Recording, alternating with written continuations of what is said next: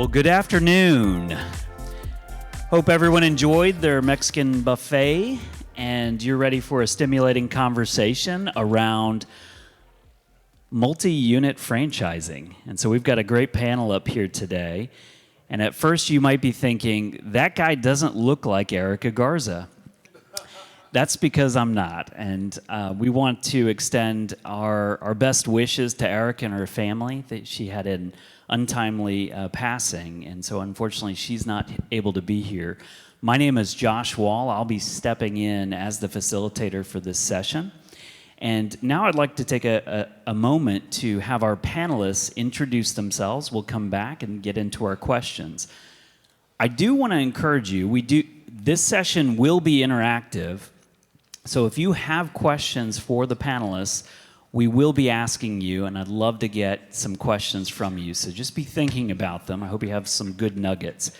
Gary, why don't you go ahead and start us off, introduce yourself, tell us which brands you own, how many units you have, and when you first became a multi-unit franchisee.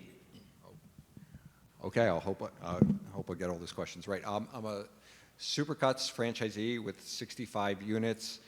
I just inked a deal with Waxing the City for 15 units and Ideal Image for 5 units, and my partners are here in the audience.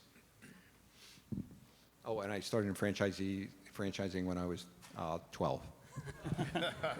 That's great. Omar. So I started franchising about 12 years ago. I actually started by acquiring 15 Planet Fitness health club locations that were already open, relatively profitable. And then we grew that to over 100 units. So right now they're about 123. We also own, through my investment firm, 3 other brands. One's a franchisor in the waxing space and called Unikay Wax. And one is in Josh's family of brands called Urban Air. We're the second largest franchisee there. And we're also... Needs to be the largest. Yeah, that's the aspiration. And then the last brand is called the Good Feet Store, where we're the second largest franchisee there as well. That one has about 23 units, and we have about 7 Urban Airs. Excellent, thank you. So we've got two very experienced multi-unit franchisee and multi-brand franchisees. So we call them MUMBOs, multi-unit, multi-brand owners. And we're glad to have you on the panel. We also have a platform franchisor in Todd. So Todd, why don't you introduce yourself? Tell us a little bit about your platform and brands.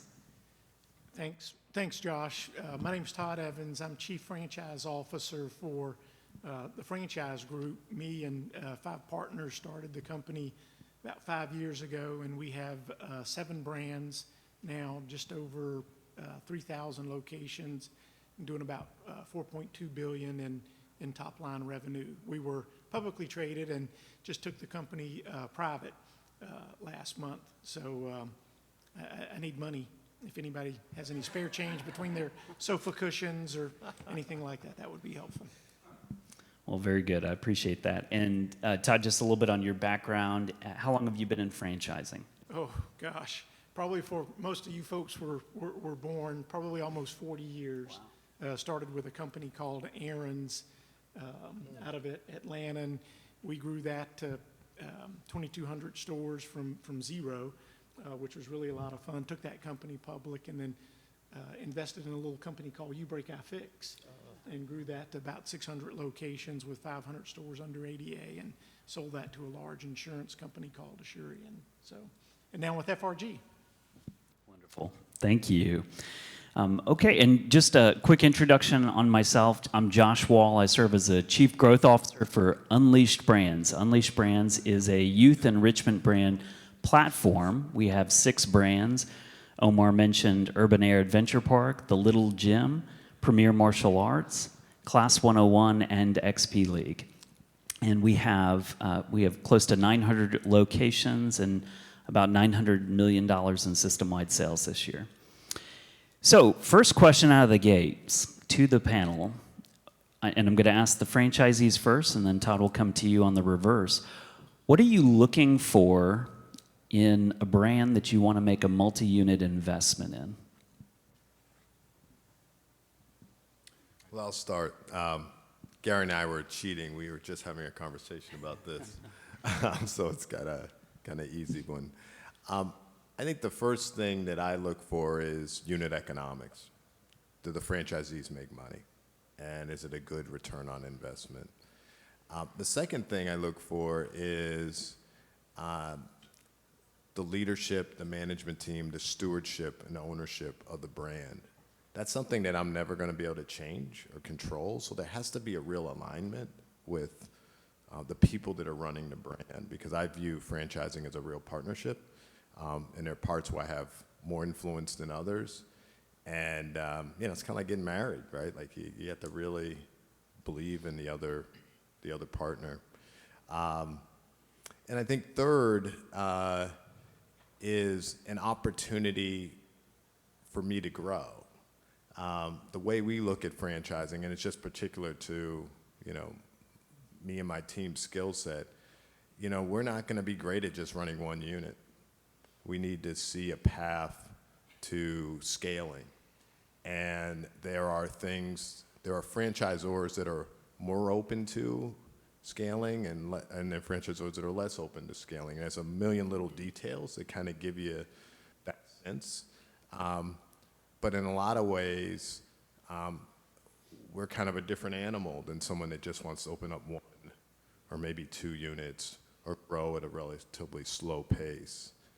We get into this because we want to create an enterprise, and we operate better at scale. And so a franchisor that is excited about that is who we tend to partner with, as opposed to someone where we feel like we're kind of putting a square peg in a round hole.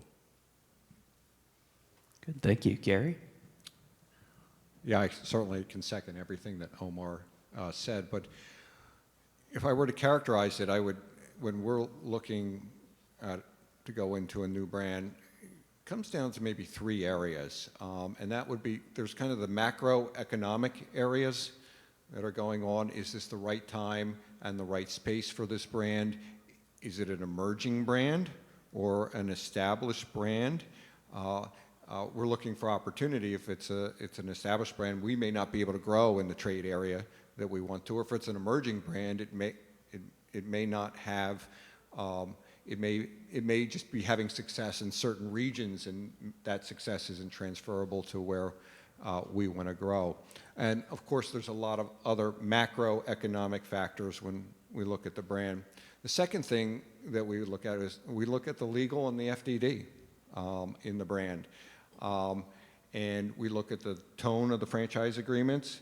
Are they fair and well-balanced, or are they punitive?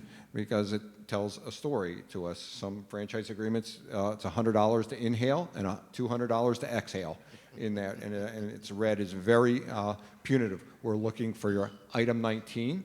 Okay, that tells us a story in there. We're also trying to factor in, look, you have some remodeling requirements and other requirements during the term of the franchise. We're factoring that into our CapEx costs in addition to your item 19 there. Looking at, we're getting in, but we're looking at how we're getting out too. We don't want to get out. We're builders, owners, operators for a long period of time, but we're looking at the exit valuations there now. So there's also in the legal and FDD, personal guarantees, we're out, okay? Don't even think about it. Liquidated damages, we're out, okay? Because we're gonna open up 10, 20, 30, 40 units. Something's gonna be a problem, okay? We're gonna have to close 1 or 2 as we continue to grow, and we don't wanna be penalized for having to close an underperforming unit in a portfolio. So that's out of the question for us, I think. And the last thing we look at is brand health. We're looking at the culture. We're looking at your financial stability. That is something I kind of learned, and I'm learning a little bit the hard way. We need to have a finger on the pulse of how financially stable this brand is. We're looking at in your FDD, sold but not open. You got 300 sold, and but not open, how are you going to support that? How are you going to support me? What resources do you have to do that? And I can't overemphasize it enough. We overweight who we're going into business with, and the culture and the people that we're signing up with. We want to meet the brand presidents and the stewards of the brand to make sure that they have deep institutional or experience in the business that we're going in with, and that our culture and values match. It can't be underestimated. Great, thank you guys. I will in just a moment want to come back and talk specifically around item 19, and let's double click down and get into what are we looking for in those areas. But before we do, Todd, tell us about what your brands are looking for in the right multi-unit franchise candidate. I guess I'll mirror what Omar and Gary said here. When we invest in companies, the cornerstone for us is unit level economics. They just need to have good economics. The second thing is we don't run these companies, so we invest in the management team. So we need to feel great about the management team and their desire and passion to grow the business via, for us, a CapEx light way to grow the business via, which is franchising. So we look for people that we want to do business with, people we enjoy doing business with, people that understand that this business is all about, every business is all about textbook find a need and fill it, but making money. And at FRG, even though we're the ownership group, not necessarily the operators, we're builders at heart, and we're very hands-on. So we're looking for franchisees that have an appetite to grow. Excellent, great. Actually, we'll start with you, Todd. So kind of reversing back into that, what would one of your management teams be expecting the balance sheet to look like for the right franchise candidate, the right multi-unit franchise candidate?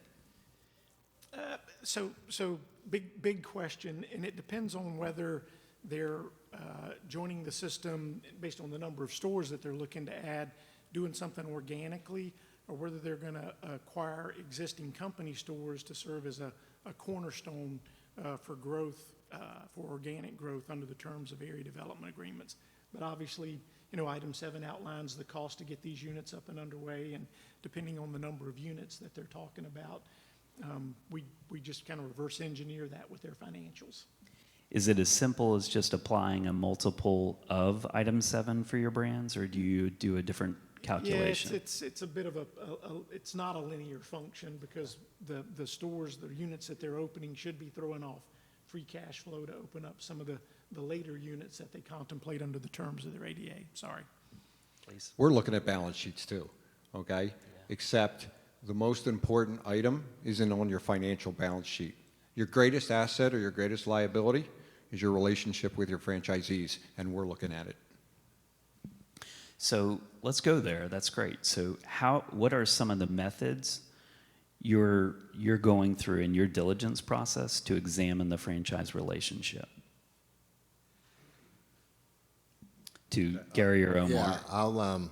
Pardon me. I mean, the most obvious is validation. I've spent a lot of time with brands, and sometimes I almost felt like they were reluctant to have me talk to the franchisees. Like, that's a big turnoff.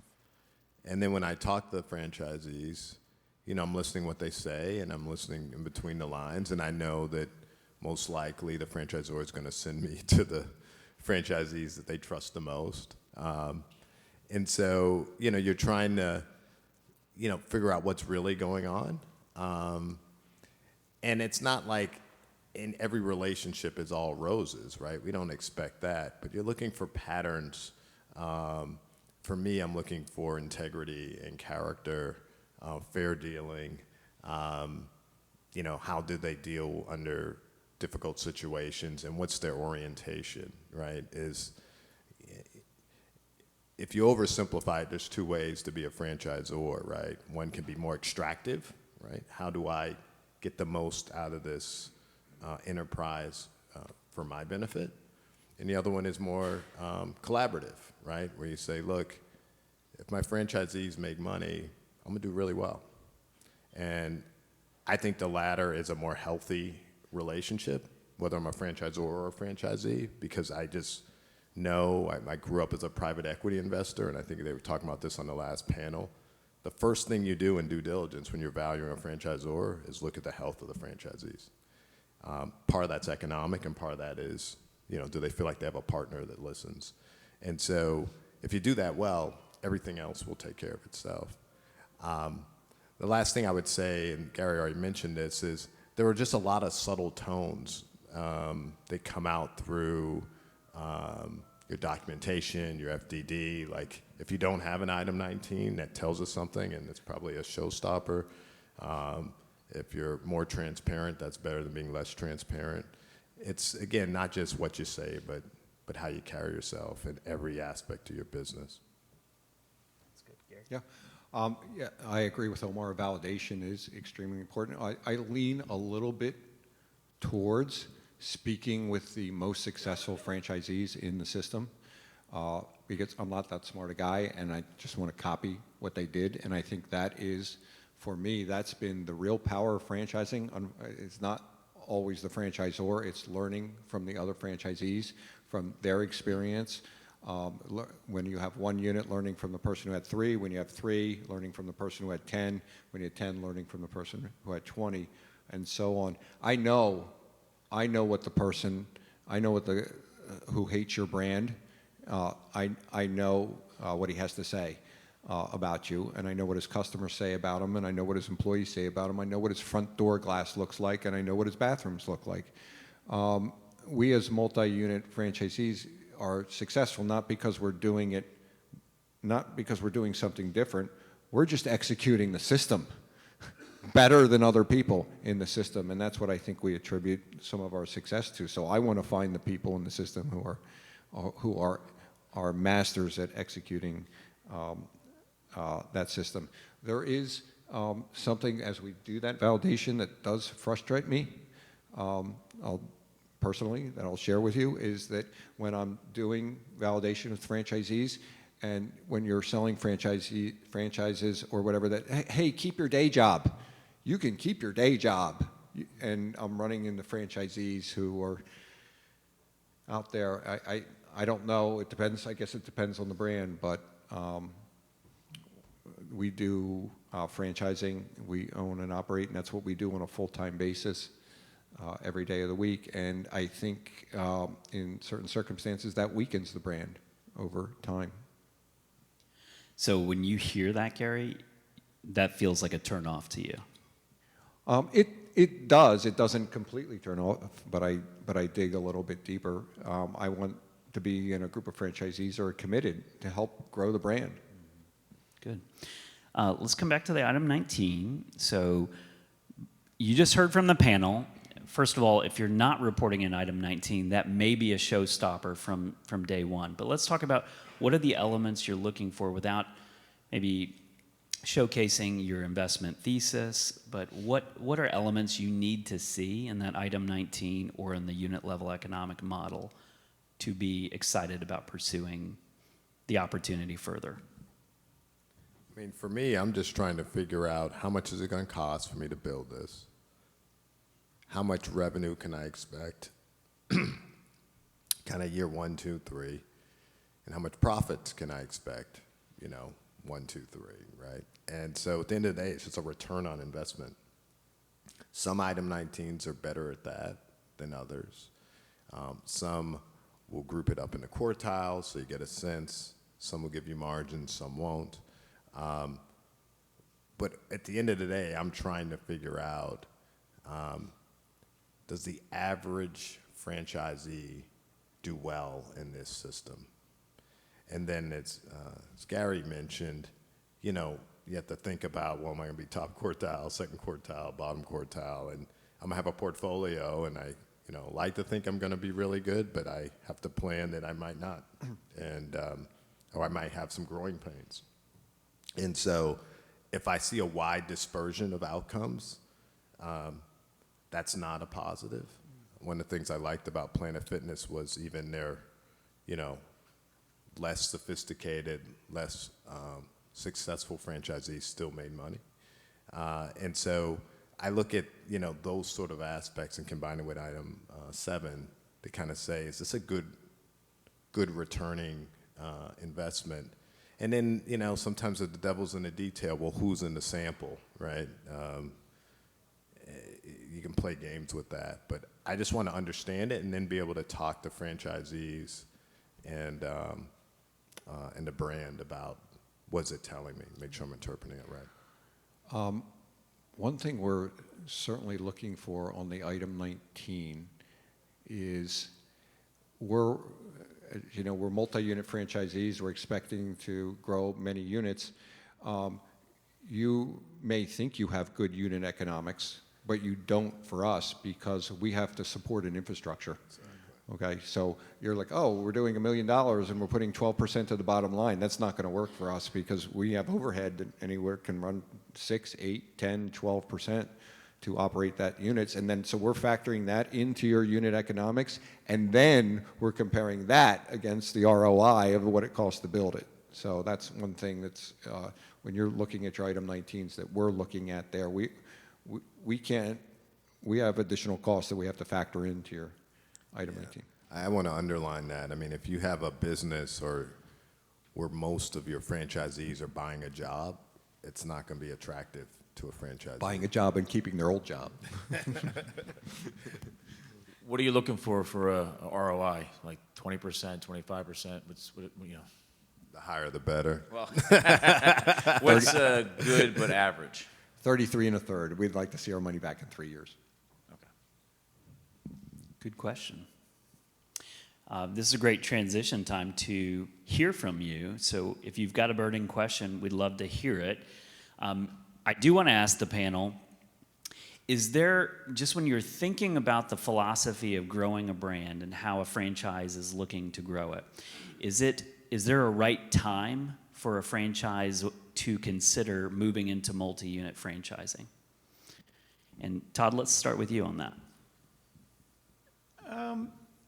So the answer to that is yes. And by the way, on the item 19, we try to answer those questions for our prospective franchisees. All of our item 19s, except for one, have complete unit level P&Ls in them. If we do a good job of collecting P&Ls from the franchise stores, we have company stores and franchise stores. If we don't have a statistically valid sample set of franchisees, we use company stores, but we do try to provide folks like Omar and Gary a complete look at the economic ebbs and flows of the business. Is there a good time to start multi-unit franchising? Yeah, I mean, I would start it from day one. But we generally steer away from the franchisee that wants to come in and do, an 80-unit deal and develop all of those stores organically. We have just found that that's not successful. So our goal is really to start off smaller with a franchisee, maybe let them do a 5 or 8 store deal, get some stores open, let's develop that relationship, see how they run the units, and have them tack on stores to the end of the area development agreement is generally our approach. We do have some larger franchisees that have come along and acquired other franchise units or company units and grown that way, but typically we just don't do the big deals because they never work out. So you mentioned you like starting with potentially a 5-pack or an 8-pack. What would be the right amount of time to season a 5-pack on? So when would you expect those to come online? Yeah, so in our item 19s, we try to provide mature store economics, but we also provide a table that is ramp-ups that show how these units ramp up from an economic standpoint. But the furthest we'll go out with an area development agreement is 36 months. Anything more than that is just too long to have markets sitting out there allowing a competitor to get stronger. So 36 months is as far far out as we'll go. That's great. So 5 units, 36 months. Might be helpful to somebody in here. That's helpful. Omar, what do you think about franchise brands? When's the right time for them to dip their toe into multi-unit or go out at full speed? Yeah, I think it's a great question. For me, and I think Gary alluded to this, I want to see a brand that has enough units and enough history that the concept is proven. But I don't want to see a brand that is so mature that there's no white space left, right? So what those numbers look like is different in every brand, but as a multi-unit operator, we have a lot of choices, but we aren't going to kind of be a guinea pig or do what I call venture capital type investing. So that's one consideration. I think the second one is more a maturity and a paradigm around the management team at the franchisor.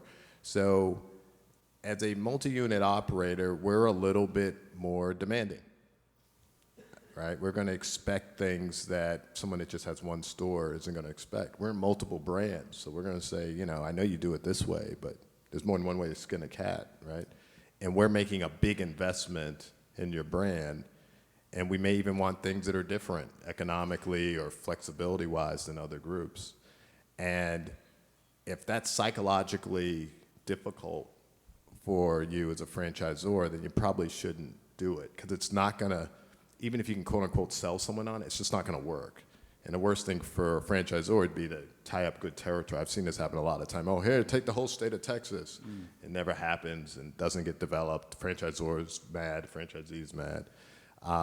So I do think you got to be ready for a different type of franchisee, because we feel like we're giving a lot more. We're making a much bigger bet. In return, we expect more back in return. Yeah. We want to be growth partners, and you may not be ready for that. I think what Omar was saying there's a psychological aspect to whether you want somebody in there. And we don't want to teach you franchising. So if we have to teach you franchising, you're not ready for multi-unit franchise. Now, this is for larger deals. I think what Josh was alluding to was, in that 3 or 4, where a lot of you may be, and that may be okay. I don't have experience with that. Yeah, the other thing I would just say is a lot of it depends on the capital, right? So in our urban air stores, it could cost $5-6 million to put one up. In our wax concept, it's a couple $100,000, right? Very different, a 2-pack in one and ADA in the other. They're completely different set of. The other thing is there's some businesses that I think lend themselves to multi-unit, right? There's some scale, you're in a region, you can have a regional. And there's some that are harder, right? They don't scale well. And having an objective, thoughtful view on that, because you may not have had a multi-unit person, but you're gonna have to think through with the multi-unit person, how does this work? Because no matter what the ADA schedule says, things rarely go according to plan, and there's going to be ups and downs, and how do you learn from that together and not feel like it's punitive?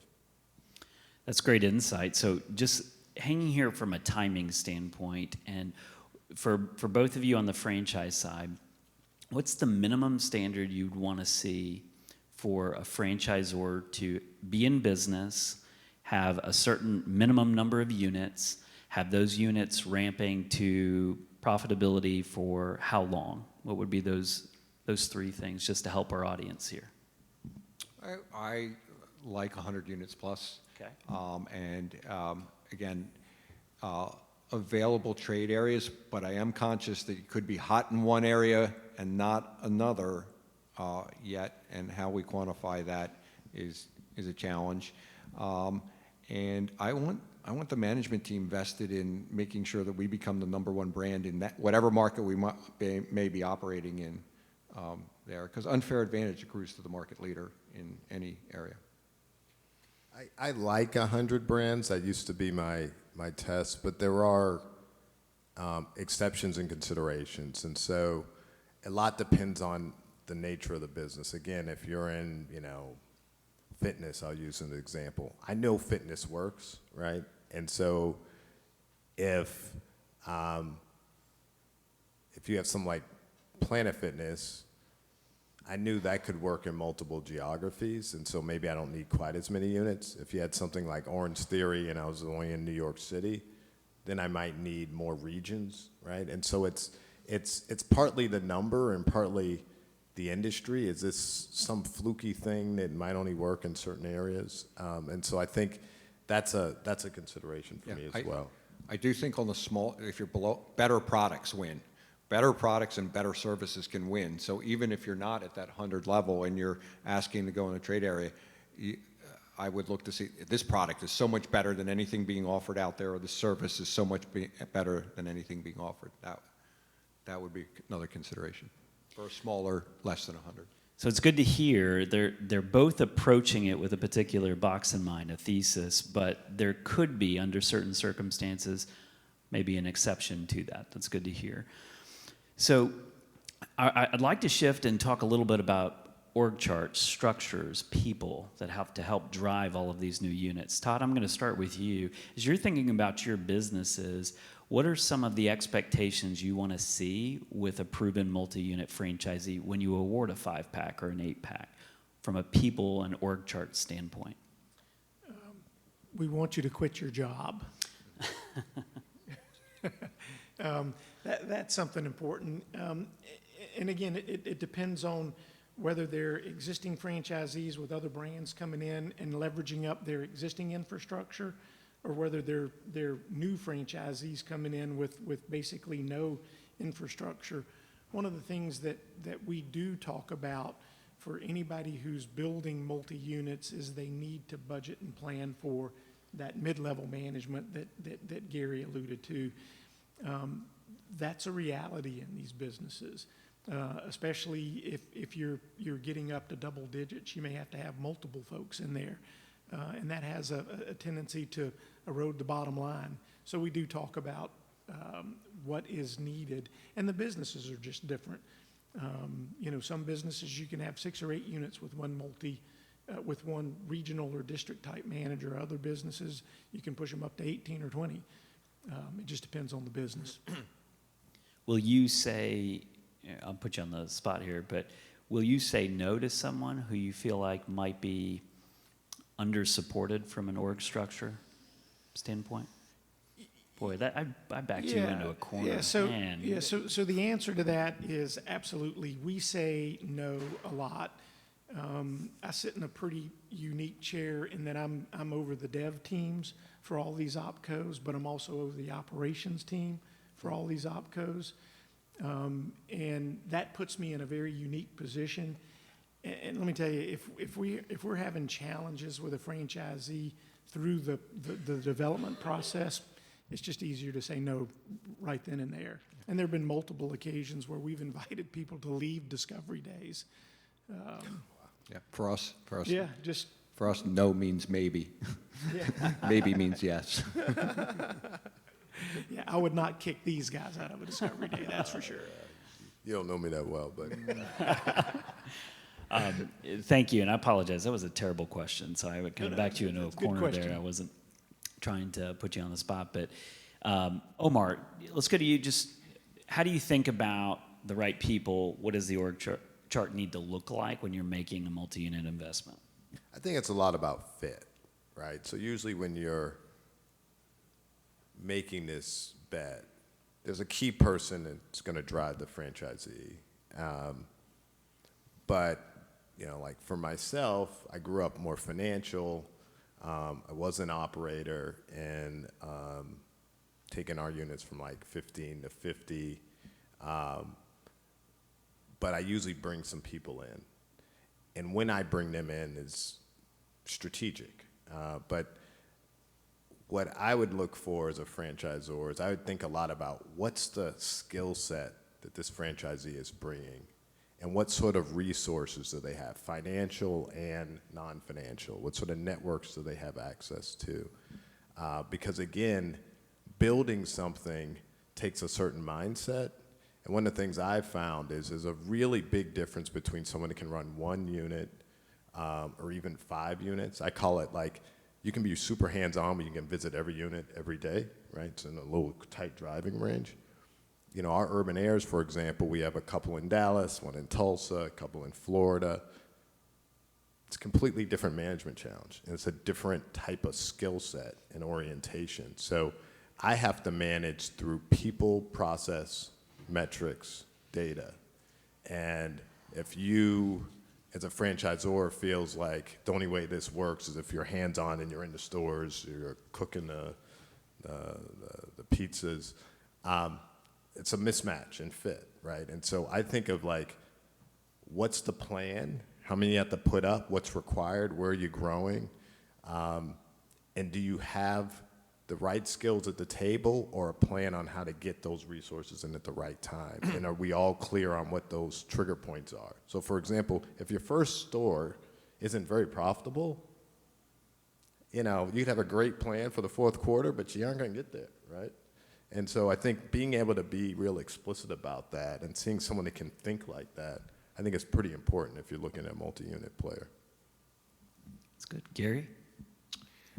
We have an org chart like anybody else. And I'm in every one of those boxes. No.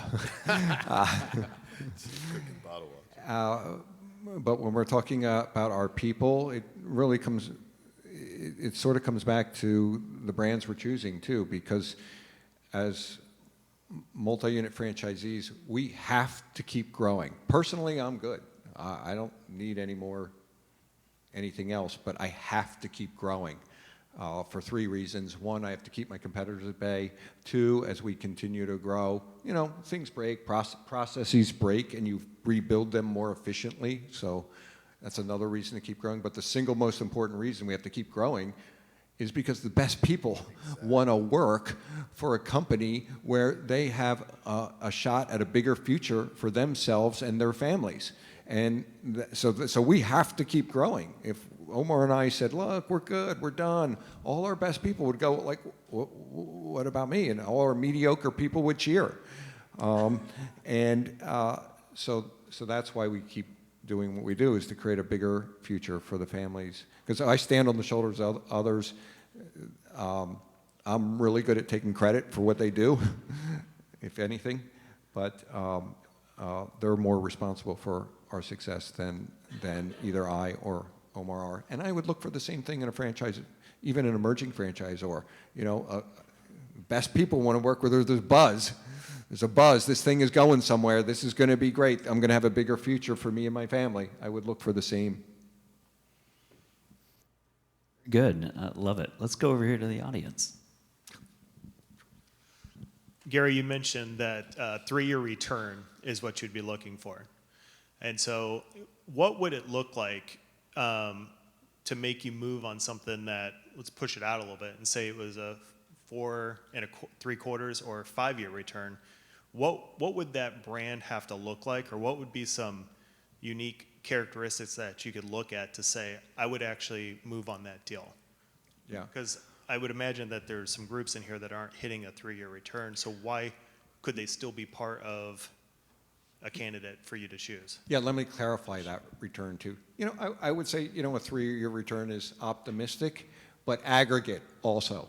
We know that from an ROI perspective, if we open up 20 units or 5 units or 10 units, this one's 7%, this one's 42, this one's 20, this one's 32, but we're looking for the aggregate return. 3 years would be great, but certainly when we're starting to push out to 5 years, that would get really sketchy for us, just because we're deploying capital and we have other opportunities to deploy that capital at a higher rate of return. But some of the aspects, I guess, would be the brand strength. You know, again, we're builders, owners, operators, so we're looking for, we want that, even if it was a 5-year return on capital, that's okay, as long as I can be in this business for 25 years. If it's a fad or something, I'm not. I take a lower return for something that I knew that was had a higher degree of stability and a longer runway, and maybe some barriers to entry for competitors. And they always don't need to, like, it doesn't need to be like 4 million to build. That's a barrier to entry, okay? And it's a nice one to have to keep competitors out. So you would take maybe lower margins on higher barrier to entry, longer sustainability of whatever it is, and maybe a more favorable competitive landscape. The only thing I would add is, if you think about it as a franchisee, you're looking for the unit economics on the unit, but most of us are trying to create equity value, right? And that means we got to sell it to somebody else. So if there's something special about the back end equity value, it's scarce, or it's a business that has high reoccurring kind of revenue. It's like you could sleep at night, or like you said, there's some unique barrier that once we make this, no one else can make it, so it'll be worth a lot. Those would be the other considerations, because again, we're not buying a job, we're building an enterprise, and that enterprise should have equity value, and that's really, really important how we think about what brand to go in. Great stuff. Dwayne's got a question. Just a real quick question. Dwayne Tanner, Bill for Franchise Group. As you look at Gary and Omar, you've diversified, but it's been in relatively tight niches, right? So the healthcare and whatever else.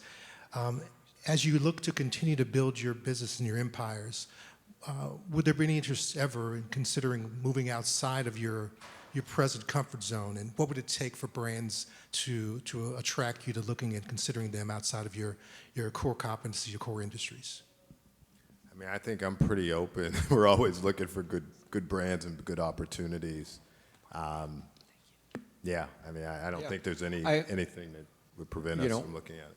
Always looking, but I've had a mindset that I have to earn that right in my current business. So if I have a part of the business that's operating at a B minus, I don't feel like I have the right to go out and expand outside of that brand right now. If I was operating at a B plus, A minus, and then I feel like I've earned the right to expand into other things, and always looking, yes. And I'll add some color on that. So with our family of companies, we have Buddy's franchisees that are American Freight franchisees. We have Pet Supplies Plus franchisees that are Buddy's franchisees. We have Pet Supplies Plus that are Wagon Wash franchisees. Our franchisees know us. They know what we look for. And whenever we acquire another company, they know the level of due diligence that we go through in those acquisitions, and they're eager to add that brand to their portfolio as well. Good question. For our last question for the panel today, this is going to be Megan. So, thank you. Both of you gentlemen who are multi-unit franchisors or Mumbos said that you look for 100 units or more, which I wouldn't classify as emerging since that's kind of self-sustaining. What would you look for in an emerging brand to invest, and what type of economic and structure would you look for there? I think it's a great question, and I've struggled with it, honestly. I think the most important thing for me, because I haven't really done an emerging brand, but the most important thing would be there had to be something really special about the brand, right? Or the business, something proprietary or something that gets me comfortable. The second thing is it still has to be proven. So I would say 100 is a preference, not a requirement for us. But we just want to know the business works. It's been around long enough that you can kind of look at it through some period of time. That's the hardest part. To me, that's a little bit more important than the number of units. Just, we've looked at places where like, oh, I put up 300 units in the last year and a half. I can't tell the staying power. Like, Crumble looks great, but, I just don't know what's going to look like 10 years from now. Yeah. Certainly unit economics, but you're looking for some other factors that may influence how we would look at that brand. And I would look at the management team. Absolutely. Do they have institutional knowledge about the business that they're in? Do they really, really know this business? Many franchise brands, even small, even emerging brands, are run by people with spreadsheets. okay? And that would not fit for us. I'd be looking at an emerging brand. I'm looking at your technology. Also, I'm looking at your operational simplicity. And are you an operator of the brand? Or are you just franchising? No, I'm asking. I would make sure in an emerging brand that you're operating that brand so that you get that institutional knowledge and that understanding of the day-to-day operations, that technology, better product or service, and operational simplicity. And there are levels, right? Like Gary and I are pretty big now. There are people that would say, maybe you give them a 3-pack, right? And that's a different type of multi-unit operator than someone that's in, that's hundreds of units in multiple brands. So I think the requirements may be different depending on who you're talking to and who you're trying to attract. And are the franchisees keeping their day jobs? And that's a great place for us to end. Are you keeping your day job? I like that. I want to say thank you to Todd, Omar, Gary. Great panel, great insight. Let's give them a round of applause. Always good to serve with you, my friend. And I want to give you guys a challenge. So they just told you exactly what they were looking for from a franchise investment. So when you see them in the hallway, pitch them in 15 to 30 seconds on exactly what they're looking for. Hey, thanks, everybody.